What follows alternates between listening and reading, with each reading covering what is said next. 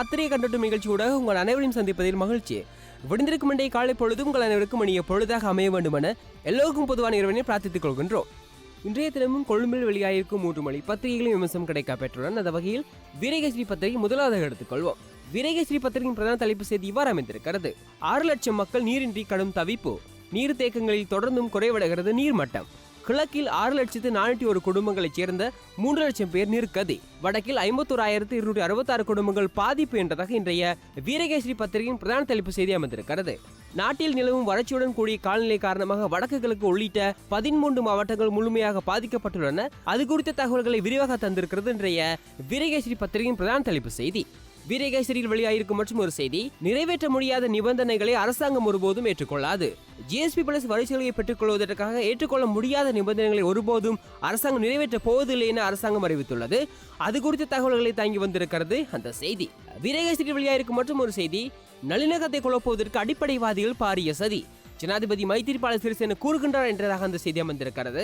இனங்களுக்கு இடையில் நல்லிணக்கத்தை ஏற்படுத்துவதற்கான வேலை திட்டங்களை அரசாங்கம் மேற்கொண்டு வருகின்ற நிலையில் அதனை முறியடிப்பதற்கு பாரிய சதிகள் மேற்கொள்ளப்படுவதாக ஜனாதிபதி மைத்திரிபால சிறிசேன தெரிவித்துள்ளார். அது குறித்த தகவல்களை தாங்கி வந்திருக்கிறது அந்த செய்தி. ஆம்நேயர்கள் அவையில் இன்று வெளியாகியிருந்த வீரகேசரி பத்திரிகையில் இடம்பெடுத்திருந்த முக்கியமான செய்திகள். அடுத்ததாக இன்று தினம் வெளியாகிருக்கும் தினக்குரல் பத்திரிகையை எடுத்துக்கொள்வோம். தினக்குரல் பத்திரிகையின் பிரதான தலைப்பு செய்தி இவ்வாறு அமைந்திருக்கிறது. GSP+க்காக எல்லாவற்றுக்கும் இணங்க மாட்டோம், அரசு கூறுகிறது என்றதாக அந்த செய்தி அமைந்திருக்கிறது. அதுவும் GSP+ வரி சலுகையை பெற்றுக் கொள்வதற்காக ஐரோப்பிய ஒன்றியம் விதித்துள்ள அனைத்து நிபந்தனைகளையும் ஏற்றுக்கொள்ள முடியாத அரசாங்கம் அறிவித்துள்ளது. அது குறித்த தகவல்களை தாங்கி வந்திருக்கிறது இன்றைய தினக்குரல் பத்திரிகையின் பிரதான தலைப்பு செய்தி. தினக்குரல் பத்திரிகையில் இடம்பெடுத்திருக்கும் மற்றும் ஒரு செய்தி, வவுனியாவில் இலங்கை போக்குவரத்து சபை தனியார் பஸ் தரப்பினரிடையே கைகலப்பு. புதிய பஸ் நிலையத்தை பயன்படுத்த இருதரப்பும் மறுப்பு என்பதாக அந்த செய்தி அமைந்திருக்கிறது. வவுனியா புதிய பஸ் நிலையத்திலிருந்து சேவையில் ஈடுபட இலங்கை போக்குவரத்து சபை தரப்பினர் மறுப்பு தெரிவித்ததுடன் பழைய பஸ் நிலையத்துக்கு தனியார் பஸ்கள் வருவதற்கும் தடை விதித்தனர். அது குறித்த தகவல்களை விரிவாக தந்திருக்கிறது அந்த செய்தி. தினக்குரல் பத்திரிகையில் வெளியாகிருக்கும் மற்றும் ஒரு செய்தி, மன்னார் மீனவர்கள் மீது இந்திய மீனவர்கள் தாக்குதல் என்றதாக செய்தி அமைந்திருக்கிறது. தலை மன்னாரிலிருந்து நேற்று முன்தினம் திங்கட்கிழமை மாலை கடலுக்கு சென்ற மீனவர்கள் மீது இந்திய மீனவர்கள் தாக்குதல் நடத்தியுள்ளனர். அது குறித்த தகவல்களை தாங்கி வந்திருக்கிறது அந்த செய்தி. ஆம்நேயர்கள் அவையில் வெளியாகிருந்த தினக்குரல் பத்திரிகையில் இடம்பெடுத்திருந்த முக்கியமான செய்திகள். அடுத்ததாக நிதின் வெளியாகிருக்கும் சுடரொலி பத்திரிகை எடுத்துக்கொள்வோம். சுடரொலி பத்திரிகையின் பிரதான தலைப்பு செய்தி இவ்வாறு அமைந்திருக்கிறது. ராணுவத்தினரை தூக்கு மேடைக்கு அனுப்புவதற்கு சதி, பதறுகின்றது மஹிந்த அணி என்றதாக அந்த செய்தி அமைந்திருக்கிறது.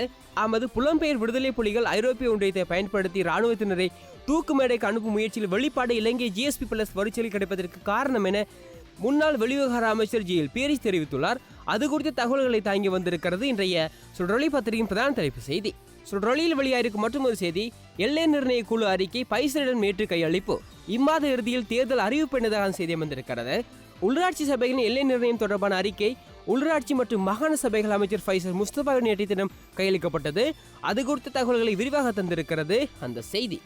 சுடரொலி பத்திரிகை வெளியாகிருக்கும் மற்றும் ஒரு செய்தி, விமலுக்கு அடிக்கு மேல் அடி, சகாவிடம் 4 மணி நேரம் FCID விசாரணை என்றதாக செய்தி அமைந்திருக்கிறது.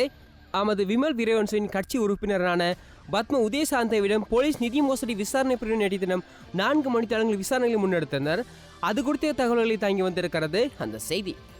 நேயர்களே, அவையில் நிதினம் வெளியாகியிருந்த சுடரொலி பத்திரிகையில் இடம்பெடுத்திருந்த முக்கியமான செய்திகள். அடுத்ததாக நிதினம் வெளியாகிருக்கும் ஆங்கில பத்திரிகை டெய்லி மிரர் பத்திரிகை எடுத்துக்கொள்வோம். டெய்லி மிரர் பத்திரிகையின் பிரதான தலைப்பு செய்தி இவ்வாறு அமைந்திருக்கிறது. ஓரின சேர்க்கை தொடர்பிலான பிரேரணை நிராகரிப்பு, அமைச்சரவையில் பெரும் குழப்பம் என்றதாக செய்தி வந்திருக்கிறது. ஓரின சேர்க்கையாளர் தொடர்பிலான பிரேரணையுடன் நேற்று அமைச்சரவையில் முன்வைக்கப்பட்டதால் பெரும் சர்ச்சை ஏற்பட்டிருந்தது. அது குறித்த தகவல்களை தாங்கி வந்திருக்கிறது இன்றைய டெய்லி மிரர் பத்திரிகையின் பிரதான தலைப்பு செய்தி. டெய்லி மிரர் பத்திரிகை வெளியாகிருக்கும் மற்றும் ஒரு செய்தி, ஸ்ரீலங்கா ஆசிய பிராந்தியத்தின் வர்த்தக துறையை ஒருங்கிணைக்கும் பிரதமர் தெரிவிப்பு என்றதாக செய்தி வந்திருக்கிறது. சுவிட்சர்லாந்தில் நடைபெறும் உலக பொருளாதார மாநாட்டில் பங்கேற்றுள்ள பிரதமர் ரணில் விக்ரமசிங்கே நேற்றைய தினம் சீன ஜனாதிபதி சந்தித்து கலந்துரையாடியிருந்தார். அது குறித்த தகவல்களை தாங்கி வந்திருக்கிறது அந்த செய்தி. டெய்லி மிரர் பத்திரிகை வெளியாகிருக்கும் மற்றொரு செய்தி, எல்லை நிர்ணய அறிக்கை அமைச்சரிடம் கையளிப்பு என்றதாக செய்தி அமைந்திருக்கிறது.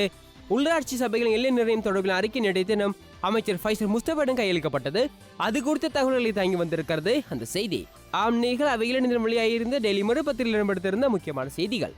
அடுத்ததாக நிதினம் வெளியாகிருக்கும் சிங்கள பத்திரிகை லங்காதீப பத்திரிகை எடுத்துக்கொள்வோம். லங்காதீப பத்திரிகையின் பிரதான தலைப்பு செய்தி இவ்வாறு அமைந்திருக்கிறது.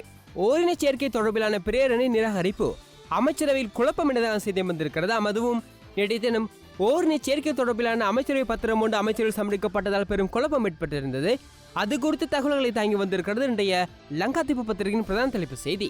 லங்காதீப பத்திரிகை வெளியாகிருக்கும் மற்றொரு செய்தி, அதிர்ஷ்ட லாப சீட்டின் விலை ரூபாய் 20. ஜனாதிபதி அறிவிப்பதாக செய்தி வந்திருக்கிறது. ஆமது அதிர்ஷ்ட லாப சீட்டின் விலையை 30 ரூபாய் ஆக்குவதற்கு எதிர்ப்புகள் கிளம்பியிருந்த நிலையில் ஜனாதிபதி மைத்ரிபால சிறிசேன அதன் விலையை 20 ரூபாய் நியமித்துள்ளார். அது குறித்த தகவல்களை தாங்கி வந்திருக்கிறது அந்த செய்தி.